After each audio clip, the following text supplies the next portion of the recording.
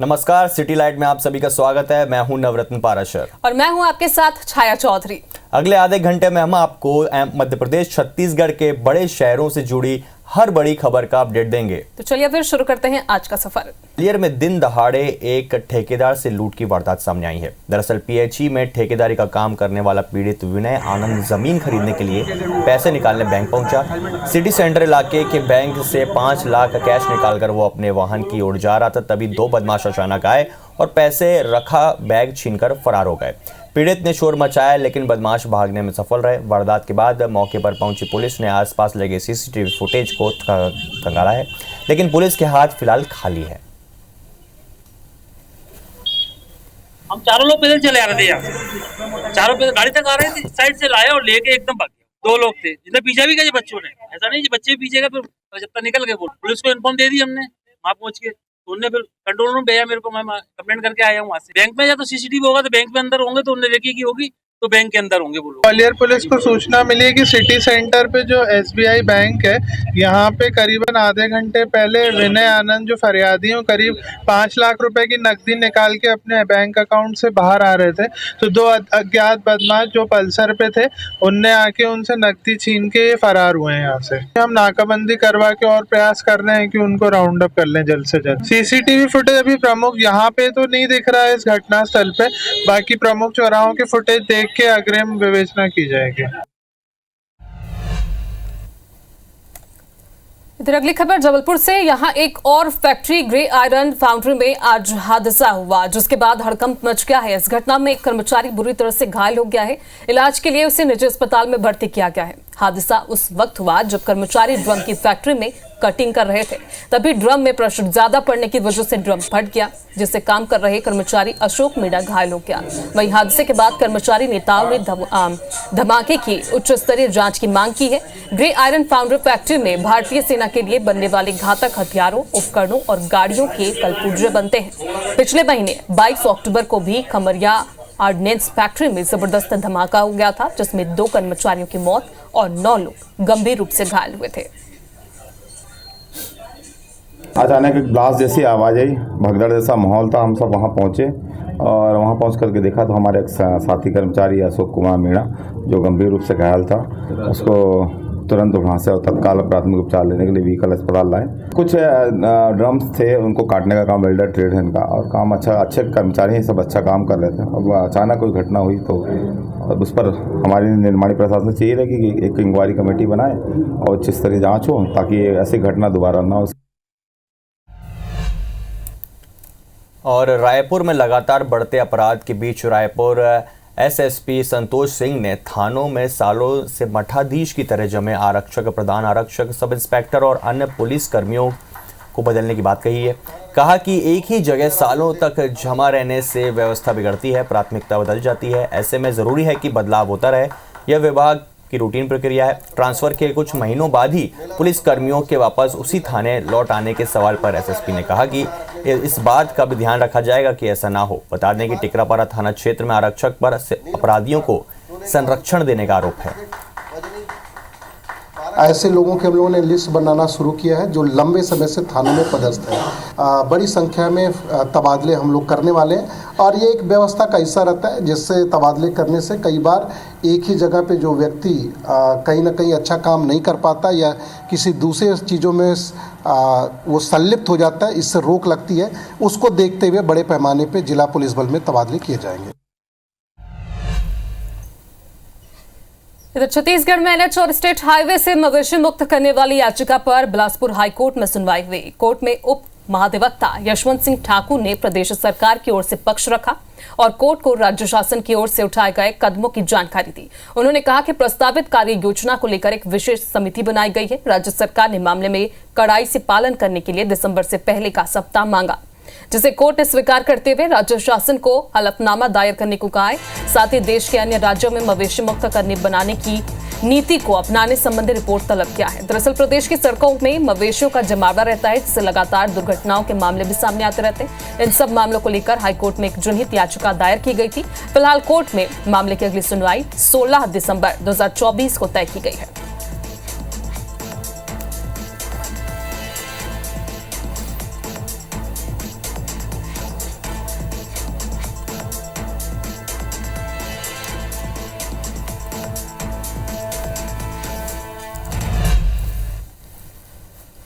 इसी बीच राजधानी रायपुर से आपको बड़ी खबर बता दें, समता कॉलोनी के सूने घर में 21 लाख से ज्यादा की चोरी हुई है। चोरों ने सूने घर को निशाना बनाया है। घर E72 को निशाना बनाया गया। 22 से 23 नवंबर की दरमियानी रात इस वारदात को अंजाम दिया गया है। रात 1 से 3 बजे तक घर में चोर घुसे रहे। चोरों के घर से बाहर निकलने का सीसीटीवी फुटेज भी अब सामने आ गया है। तस्वीरें आपके सामने हैं। वारदात के बाद तेलघानी नाका से सुबह 5 बजे ऑटो लेकर ये चोर फरार होते हुए दिखाई दे रहे हैं। चोरी की रात में घर में कोई भी परिवार नहीं था और इसी को निशाना बनाते हुए चोरों ने यहां धावा बोला। 21 लाख से ज्यादा की चोरी को अंजाम दिया गया है और सीसीटीवी फुटेज में आप देखिए चोर किस तरह से यहां घुसते हैं, उसकी तस्वीर भी आप देख पा रहे हैं और साथ ही वहां से 2-3 घंटे रहने के बाद किस तरह से निकलते हैं चोरी के सामानों के साथ, ये भी आप तस्वीरों में साफ तौर पर देख पा रहे हैं। फिलहाल IBC 24 पर एक्सक्लूसिव तस्वीरें आप देख रहे हैं जहां पर चोरों ने किस तरह से यहां पर घर को निशाना बनाया। बताया जा रहा है कि घर में कोई भी सदस्य मौजूद नहीं था। इसी का फायदा उठाते हुए ये चोर घुसते हैं और उसके बाद लाखों के सामान पार कर यहां से फरार हो जाते हैं।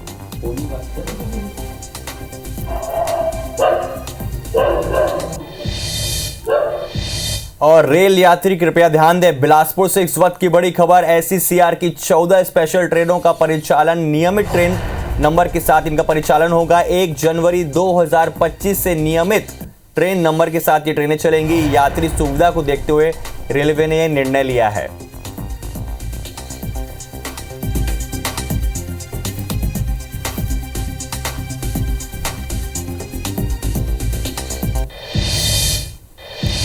खबर बिलासपुर से। बिलासपुर समेत बड़े सरकारी अस्पतालों में पिछले कई महीनों से भारी अव्यवस्थाएं देखी जा रही थी। इन अव्यवस्थाओं पर हाईकोर्ट ने सख्ती दिखाते हुए स्वतः संज्ञान लेकर जनहित याचिका के रूप में सुनवाई शुरू कर दी है। इस याचिका में सोमवार को मुख्य न्यायाधीश रमेश कुमार सिन्हा और न्यायाधीश अमितेंद्र किशोर प्रसाद की युगल पीठ में सुनवाई हुई। सुनवाई के दौरान हाईकोर्ट ने कोर्ट कमिश्नर से जानकारी भी मांगी है, जिस पर उन्होंने कहा कि बायोकेमिस्ट्री मशीन और हार्मोनल एनालाइजर मशीन के लिए रीजेंट की कमी है। शासन के अधिवक्ता ने इस मामले में अपना पक्ष भी रखा। कोर्ट ने सभी पक्षों को ध्यान में रखते हुए इस मामले में निगरानी रखने के सख्त निर्देश दिए हैं। मामले की अगली सुनवाई 19 दिसंबर को रखी गई है।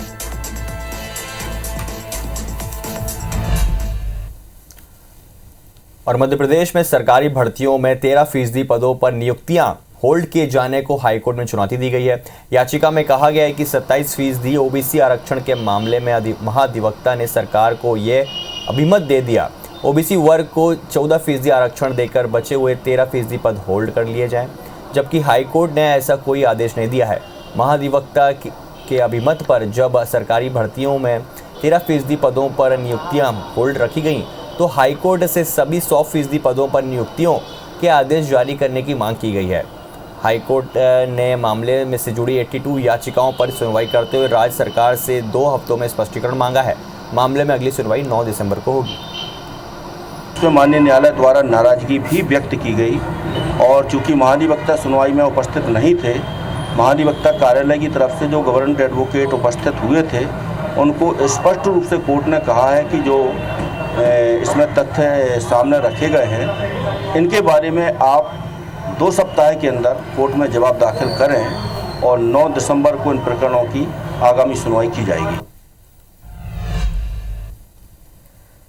इधर ग्वालियर के पिछोर के कैथोदा घाट पर रेत के अवैध उत्खनन पर बड़ी कार्रवाई की गई। कलेक्टर रुचिका चौहान के आदेश पर डबरा SDM दिव्यांशु चौधरी और पिछोर तहसीलदार अनिल नरवरिया राजस्व अमले, पुलिस बल, SDRF टीम के साथ घाट पर पहुंचे। यहां 8 पनडुब्बियां अवैध रूप से चलती पाई गई। प्रशासन की टीम देखकर रेत माफिया मौके से फरार हो गए। प्रशासन की टीम ने नदी किनारे लगी पनडुब्बी मशीन को JCB से तोड़ दिया है और इसके बाद SDRF ने 7 पनडुब्बियों को नदी में डुबोकर नष्ट कर दिया। फिर माइनिंग विभाग के अधिकारी को बुलाकर कार्रवाई के निर्देश दिए हैं। ग्रामीणों ने आरोप लगाया है कि रेत ठेकेदार और माइनिंग विभाग के अधिकारियों की मिलीभगत से रेत का अवैध उत्खनन किया जाता है।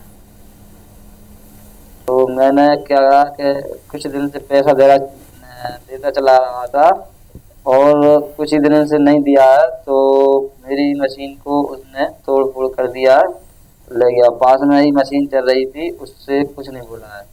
ये तहसीलदार साहब ने किया है। बेड माइनिंग जिसको हम कहते हैं, रिवर बेड की माइनिंग, वो कतई अनुमत श्रेणी में नहीं है। तो नदियों से रेत को निकाला जाना ये बिल्कुल भी अनुमत श्रेणी में नहीं है और इसीलिए इस पर सतत कार्रवाई हम लोगों की टीम समय समय पर करती रहती है। ये आगे भी जारी रहेगी और साथ ही जो अवैध परिवहन के भी केसेस होते हैं उसको भी हम बड़ी सीरियसली मॉनिटर करते हैं। मध्य प्रदेश में रिश्वतखोरों पर लगाम कसने लोक आयुक्त की टीम ने 2 बड़ी कार्रवाई की है। बुरहानपुर के तहसील कार्यालय में इंदौर लोक आयुक्त की टीम ने दबिश देकर तहसीलदार के रीडर को 3500 रुपए की रिश्वत लेते हुए पकड़ा। प्लॉट के नामांतरण को लेकर रीडर ने 5000 रुपए की रिश्वत मांगी थी। पीड़ित की शिकायत के बाद इंदौर लोकायुक्त की टीम ने ये कार्रवाई की है। इधर ग्वालियर के भितरवार तहसील में किसान से 18 बीघा जमीन के नामांतरण के नाम पर 25,000 रुपए की रिश्वत ले रहे पटवारी को लोकायुक्त की टीम ने रंगे हाथों गिरफ्तार किया। पटवारी ने फरियादी से नामांतरण के नाम पर 90,000 रुपये मांगे थे, लेकिन बाद में सौदा 25,000 रुपये में तय हो गया था, जिसे फरियादी देने तहसील में आया था। लोकायुक्त ने पटवारी के खिलाफ कार्रवाई शुरू कर दी है।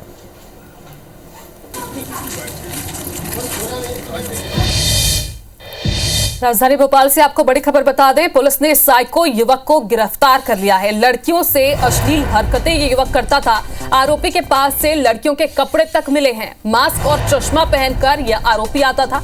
गाड़ी नंबर को दोनों तरफ से छुपा देता था आरोपी और चूना भट्टी थाना क्षेत्र का ये मामला बताया जा रहा है। हरप्रीत कौर रीन हमारे साथ फोन लाइन पर जुड़ी हुई है। तो हरप्रीत, युवक का साइको बताया जा रहा है, किस तरह से ये वारदात को अंजाम दिया करता था, क्या करता था? बिल्कुल, देखिए, चूनाभट्टी इलाके में पिछले करीबन 2 महीने से इस युवक का आतंक था। दरअसल ये गलियों में घूमता था और जैसे ही कोई महिला, युवती या बच्ची नजर आती थी, ये उसका पीछा करता था और उसके पास जाकर गाड़ी रोक देता था, जिससे घबरा कर वो महिला या जो युवती होती थी वो वहां से हट जाती थी। लगातार इसके आतंक के चलते लोगों ने चूनाभट्टी थाने में शिकायत की और आज ये पुलिस की गिरफ्त में आया है। हैरान करने वाली बात यह है कि इसने अपनी एक्टिवा गाड़ी में पुलिस का भी स्टिकर लगा रखा और जब डिग्गी उसकी खोली गई तो उसमें से महिलाओं के अंडरगारमेंट्स निकले हैं। यानी समझा जा सकता है कि किस कदर ये साइको युवक था और अगर समय रहते पुलिस इसे गिरफ्तार नहीं करती तो ये किसी बड़ी घटना को अंजाम दे सकता था। फिलहाल पुलिस इससे पूछताछ कर रही है। कई सीसीटीवी फुटेज पुलिस को मिले हैं जिसमें ये मास्क और हेलमेट और या फिर टोपी लगाकर गलियों में घूमता था और जहां पर उसे कोई लड़की, बच्ची, युवती नजर आती थी वहीं पर ये गाड़ी रोककर उन्हें छूने की, अश्लील हरकत करने की कोशिश करता था। फिलहाल पुलिस पूछताछ कर रही है, इसके बारे में और जानकारी जुटा रही है और जो अंडरगारमेंट इसके गाड़ी की डिक्की से निकले हैं उनके बारे में पुलिस पता लगा रही है कि आखिर क्या ये चोरी के हैं या फिर ये कोई साइको और कोई घटना है जो ये चोरी करके इनको लेकर आया है। बिल्कुल हरप्रीत, तो मध्य प्रदेश में जिस तरह से दुष्कर्म के मामले बढ़ते जा रहे हैं उस हिसाब से तो इस पर सख्त कार्रवाई बनती है। शुक्रिया, नजर रखेगा। इधर रायपुर में यूपीएससी पीएससी कोचिंग के नाम पर 21 लाख रुपए की ठगी हुई है। कौटिल्य एकेडमी के ब्रांच डायरेक्टर और उनकी पत्नी ने मिलकर एग्जाम की तैयारी करवाने के नाम पर छात्रों से करीब 21 लाख रुपए लिए थे, लेकिन अब ये दोनों पैसे लेकर फरार हो गए हैं। वहीं सैलरी के नाम पर जो चेक उन्होंने स्टाफ को दिए थे वो भी बाउंस हो चुके हैं। शिकायत के बाद इस पूरे मामले में सरस्वती नगर पुलिस थाने ने अपराध दर्ज कर लिया है। इससे पहले पेरेंट्स ने अचानक क्लास बंद होने के बाद कौटिल्य एकेडमी के डायरेक्टर से शिकायत की गई थी। इस पर पवन ने उन्हें कोचिंग क्लास दूसरी जगह पर शिफ्ट करने का बहाना दिया। पवन ने कहा कि अक्टूबर में दूसरी जगह क्लास चालू हो जाएगी। पुलिस का कहना है कि आरोपी पति पत्नी की तलाश जारी है, जल्द ही उन्हें गिरफ्तार कर लिया जाएगा। कौटिल्य एकेडमी के जो संचालक थे पवन तांडेश्वर और उनकी पत्नी वर्तमान में फरार हैं, जिसके खिलाफ थाना सरस्वती नगर रायपुर में प्रथम सूचना पत्र दर्ज किया गया है, जिसमें लगभग 21 बच्चियों से यूपीएससी में तैयारी करवाने के नाम पे पैसा लिया गया। उसके बाद ना तो कोचिंग कराया गया ना तो पैसा वापस किया गया, जिसके खिलाफ प्रार्थियां लोग आके थाने में शिकायत की तो प्रथम सूचना पत्र दर्ज किया गया है और फरार आरोपियों की तलाश की जा रही है। तो देखिए, रायपुर में हालिया उपचुनाव और बढ़ते अपराधों पर विधायक अजय चंद्राकर का बयान सामने आया है। उन्होंने कहा कि कांग्रेस को चुनाव परिणामों से कोई फर्क नहीं पड़ता, क्योंकि वे सिर्फ गांधी परिवार की चाकरी में लगे रहते हैं। कांग्रेस नेताओं का काम ही आपसी लड़ाई करना है। राजधानी में अपराध के मुद्दे पर उन्होंने कहा कि किसी भी प्रकार का अपराध मंजूर नहीं है। निचली पुलिसिंग में सुधार की कोशिश कर रहे हैं और इसके परिणाम जल्द ही देखने को भी मिलेंगे। छत्तीसगढ़ सरकार के नए बजट पर अजय चंद्राकर ने कहा कि इसकी तैयारी शुरू हो चुकी है। इसमें मोदी की गारंटी को प्राथमिकता दी जाएगी। वहीं रायपुर दक्षिण उपचुनाव के बाद मंत्रिमंडल विस्तार की चर्चाओं पर कहा कि ये मुख्यमंत्री का विशेष अधिकार है। जब वो करना चाहेंगे स्वतंत्र। अपराध किसी भी प्रकार का कहीं पर हो वो सही नहीं है। डीजीपी से लेके आईजी से लेके गृह मंत्री से लेके नीचे स्तर के पुलिसिंग को ठीक करने के प्रयास तो हुए हैं, उसके निर्देश तो जारी हुए हैं और परिणाम आएंगे उसके। कांग्रेस के बड़े नेताओं को छत्तीसगढ़ का अभी अध्ययन नहीं है, वो अभी पर्यटन में चल रहे हैं गांधी परिवार के निर्देश में। आपकी उत्सुकता जायज है, लेकिन इसके लिए आपको माननीय मुख्यमंत्री जी से मिलना चाहिए, क्योंकि ये माननीय मुख्यमंत्री जी के विशेषाधिकार के विषय है। और छत्तीसगढ़ के अति संवेदनशील और नक्सल प्रभावित क्षेत्रों तक मूलभूत सुविधाएं पहुंचाने के उद्देश्य से सीएम साय ने नियत नीला नार योजना प्रारंभ की है। इस योजना के तहत सुदूर गांवों में पेयजल और बिजली पहुंचाने की तैयारी है। बस्तर संभाग के कांकेर, दंतेवाड़ा, बीजापुर, नारायणपुर के गांवों में सौर संयंत्र लगाकर मूलभूत सुविधाएं प्रदान की जा रही हैं। विभिन्न योजनाओं के तहत सोलर हाई मास्ट लाइट, जल जीवन मिशन अंतर्गत सोलर ड्यूअल पंप और सौर सुजाला योजना अंतर्गत सोलर सिंचाई पंप के लगभग 500 से अधिक संयंत्र प्रस्तावित हैं। मुख्यमंत्री की महत्वाकांक्षी के तहत बस्तर संभाग में कुल 203 सौर सिंचाई पंपों का स्थापना कार्य प्रस्तावित है, जिनमें से कुल 14 हितग्राहियों को सोलर पंप प्रदाय कर योजना से लाभान्वित किया जा रहा है।